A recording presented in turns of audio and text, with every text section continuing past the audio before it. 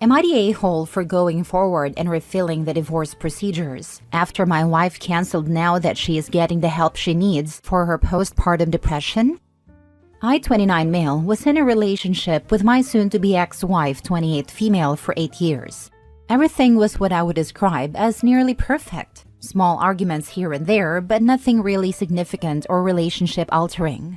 That all changed 13 months ago after she got pregnant.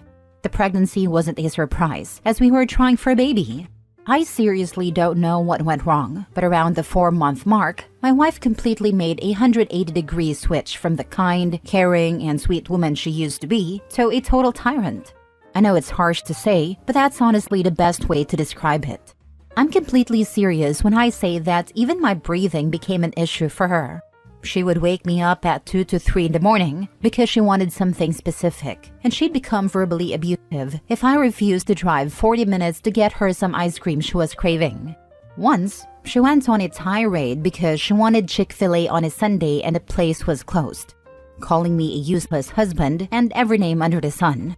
I wasn't allowed to sleep in the same bed as her, but then would get blamed in the morning for not sleeping in the same bed. If I cleaned the house, it was too loud. If I didn't, she'd get mad. I'd cook something she'd requested only for her to suddenly not want it. I bore it all, every insult, every bit of verbal abuse. I never raised my voice at her during this time. I begged her to get help, to talk to a doctor, a therapist, her mother, anyone. But she refused, which only made things worse because apparently by suggesting help, I was calling her crazy. I went with her to the doctor once and brought up the mood swings, but the backlash I faced afterward wasn't worth it. I also spoke with her mother, who tried to help, but my wife acted overly sweet in front of her, making it seem as if I was the crazy one. Even when I had video evidence, she made it seem out of context, turning people against me. 4 months ago, she gave birth. It wasn't an easy birth, but I was hopeful things would turn to normal. Instead, postpartum depression set in. Again, I tried to help. I researched, suggested ways to get support, and even spoke with a therapist on my own to learn how to better support her. But nothing I did was right. She accused me of calling her a terrible wife and mother, even though those words never left my mouth. Things reached a breaking point when she started becoming physically violent. My last straw was when she smashed a coffee cup on my head after a small argument because I took too long to bring her a cup of coffee. I was busy changing our son's diaper. This was the first time in 8 years that I raised my voice at her and told her we were done, that she needed to pack her things and leave. She went to her parents' house, and although she wanted to take our son, I didn't allow it. When she threatened to call the police, I pointed to the hallway camera and told her to go ahead, as it had recorded everything. A week later, I was served divorce papers. I had intended to file myself, but hadn't had the time with work and taking care of our son. 3 weeks ago, when I got back from work, my in-laws were waiting for me. Apparently, they had convinced her to see a therapist after they threatened to kick her out. I should become as abusive to them as she was to me. They finally believed me and understood that I wasn't making things up. They gave me a letter from her before they left. In the letter, she apologized for the way she'd treated me, saying she didn't know why she did it and had no excuse. She explained that after her parents threatened to kick her out, she saw a therapist and psychiatrist and is now on medication. She said she stopped the divorce proceedings and wanted to give us another chance.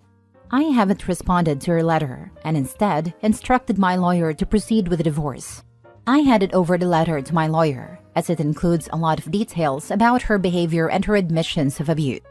I also have video evidence, including footage of her breaking the coffee cup on my head and my hospital visits for stitches and burns from the hot coffee. Now, people are telling me I'm the a-hole for not giving her a second chance, especially now that she's getting the help she needs. They say I should forgive her to keep our family together, that if I truly love her, I should be able to forgive her actions while she was not in her right mind. They're calling me a monster for not understanding what she went through. But my question is, why didn't she take the help I suggested? I did everything humanly possible to support her, but she refused and made me out to be the villain. Nothing I did was ever right or enough. Even when I removed myself from situations, I was wrong. I have more than enough evidence to seek full custody of our son, and a prenup that protects everything I own, including the house. Am I the a-hole for refusing to continue in this relationship and proceeding with a divorce? Edit to add, I am going for full custody of my son. My lawyer says there is no guarantee, but she doesn't see any reason why a judge wouldn't grant me full custody. Also, I did a paternity test, and my son is biologically mine. I checked my wife's messages just before the birth to be sure, and there were no suspicious or deleted messages. Now for the top comments. Your in sickness and in health vows only went so far, but honestly, not even trying to check on the current state is a pretty poor show for those wedding vows. Nowhere did I promise to just shrug off abuse and to possibly put my son through that. Please remember your advice if a woman asks if she could leave her abusive husband. Not a-hole. You and your son were not worth her getting help over, but her parents are? She abused you.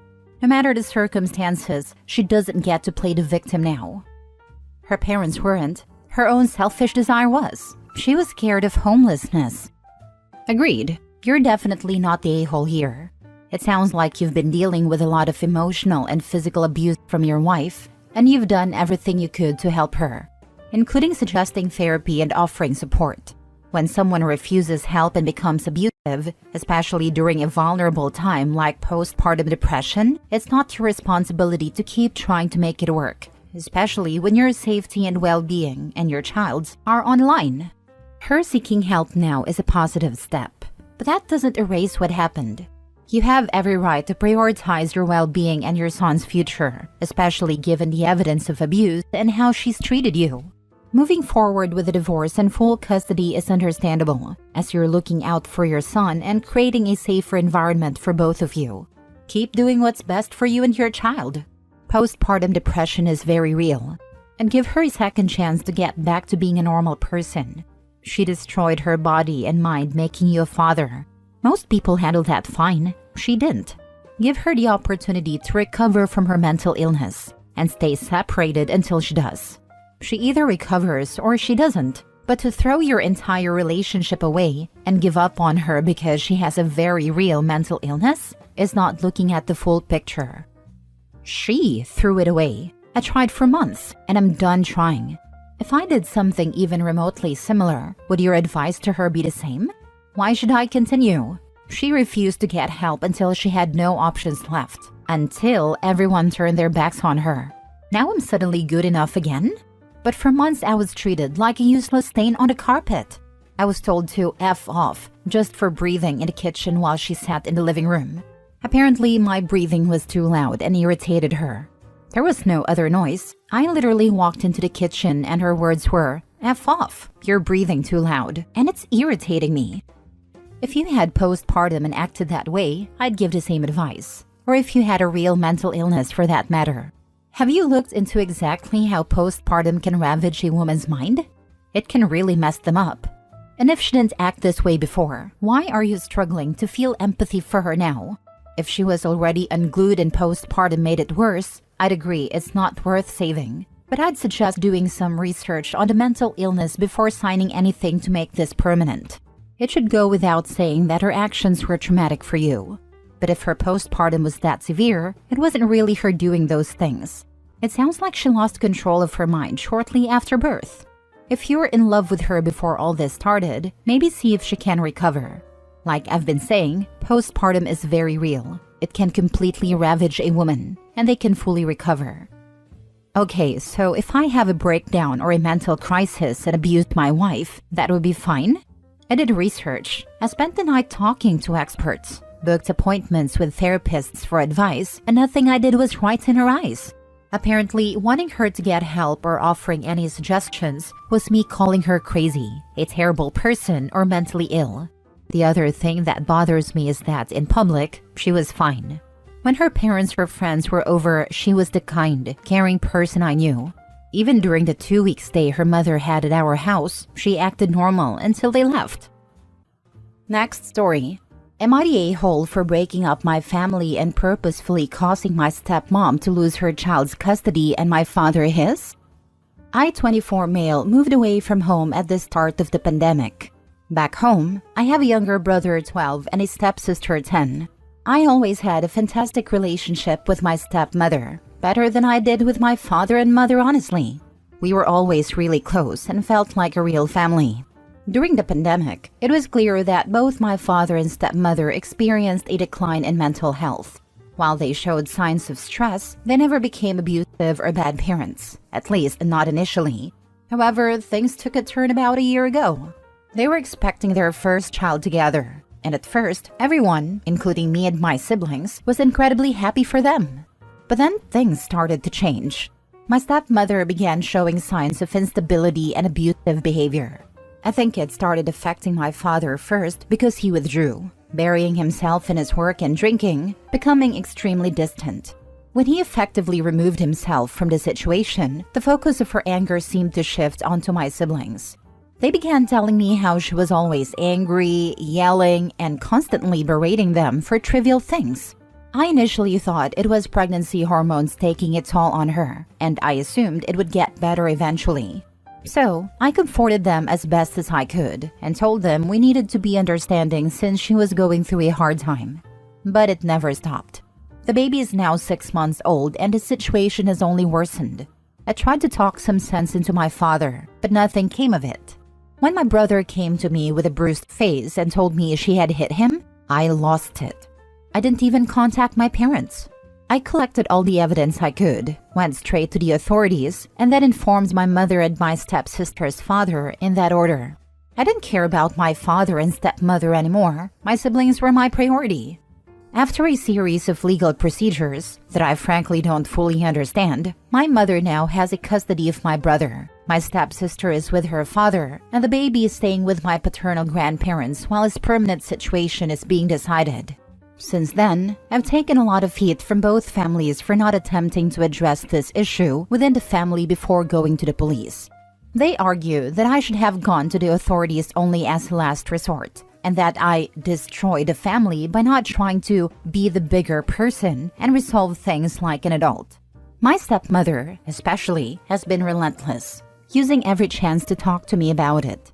Eventually, I told her, going to the cops was me being the bigger person. If I'd really done what I wanted, you'd be eating through a tube in a coma from the beating I'd have given you. Honestly, that's exactly what I wanted to do, and the only reason I didn't was because she has a baby and a daughter of her own. I also wanted to beat the heck out of my father for neglecting his children. He's very lucky that my brother still loves him. Not the a-hole. You did everything right. Going to them would have put them in defense mode and they may have hidden things and coached the kids. Your stepmother has clearly had some sort of mental breakdown. Hopefully she gets the help she needs out of this. You're a hero to those kids. Yeah, I honestly don't know what's up with her. But at this point, I'm not exactly sure I care anymore. At least not as far as the kids are concerned. She burned that trust, mental breakdown or not. Some type of psychosis brought on by pregnancy. But once she physically abused the children, the authorities need to be brought in. Not a-hole, and tell both of them that you went to the authorities first because you no longer trusted them with your siblings' safety due to their own actions. That they are entirely to blame for the situation they're in, and that the way they're trying to blame you proves that they're mentally incapable of taking responsibility for their own actions and would not have made necessary changes had you talked to them first. That your priority will always be the health and safety of the children, not the adults who abused them, period.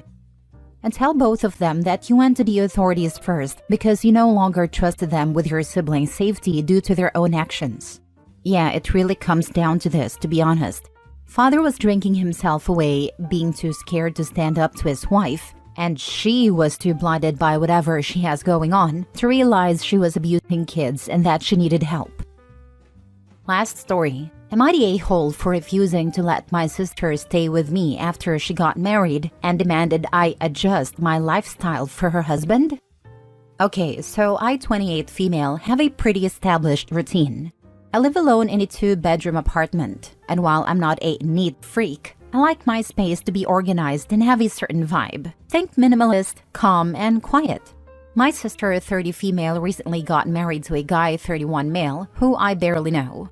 They live about 3 hours away, and since their wedding a month ago, she's been asking to stay with me for a few weeks. Normally, I'd be fine with it. I love my sister. But there's a catch. When I agreed, she dropped the bomb that she's bringing her husband with her. Apparently, he doesn't feel comfortable being alone for extended periods, so she wants me to adjust my lifestyle for them as a couple. This means rearranging my apartment for them, having quiet hours during the day because he works from home, and no longer playing music or hosting friends when they're around. Oh, and she suggested I stop using the guest room for my own hobbies, which is how I unwind after work. Basically, I'm supposed to cater to their needs and make space for their relationship. I told her I wasn't comfortable with that, especially since I don't even know her husband that well, and wasn't planning on turning my home into a mini hotel or daycare for them. She got super upset, called me selfish, and said it's just for a couple of weeks. But I'm really not okay with it. I feel like I would be giving up a lot of my personal space and peace of mind just for her convenience. Now, she is threatening not to visit at all, and I'm feeling guilty but also feel like she's overstepping. So, am I the a-hole for refusing to let them stay under these conditions? It sounds like she wants to move in and live with you rent-free while, not really, searching for a place to live. Not the a-hole. Your sister sucks. Sounds like they got evicted and have decided to take over OP's home. Sounds like they'd prefer OP to move out for a few weeks, but are willing to let her stay if she just goes to her room and leaves them alone while they're there. Not the a-hole. Something fishy is going on here. Why would they expect you to rearrange your apartment, move out your hobby stuff, and basically change everything for them just for a few weeks? This sounds more like a case of, we need somewhere to stay, but no will be told no, so we'll visit for a few weeks, and then OP won't be able to get rid of us, because she'll be leaving us homeless. So we can stay for longer and longer until OP has to evict us, or accepts that this is our home now. And even if it isn't that, who the heck as a guest asks someone to rearrange everything for them? My cousin has stayed at my house a lot, and not once has he demanded that I rearrange everything for him. Either your sister and her husband are crappy and demanding guests, or they are crappy and demanding mooches trying to con their way into your home. Either way, say no. It will only end badly. The only excuse I can see for a guest to ask for a brief rearrangement is if they either have an infant and need a space in a guest room for a cradle, or they have a walker/wheelchair and need maneuvering room. Obviously, neither applies here. I agree with everyone suggesting that the sister is trying to move in and take over OP's apartment. Not the a-hole. It's your space, and it sounds like she's asking for a lot. A couple weeks is a long time to live in a situation that's making you uncomfortable. Thank you for all the reassuring words.